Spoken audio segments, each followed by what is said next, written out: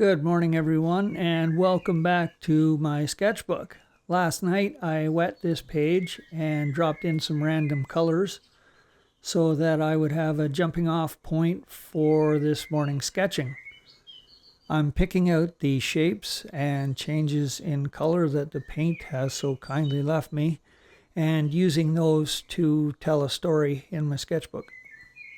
I find this sort of doodling super relaxing and also very helpful in generating ideas for other paintings. So with that, I'll leave you to it.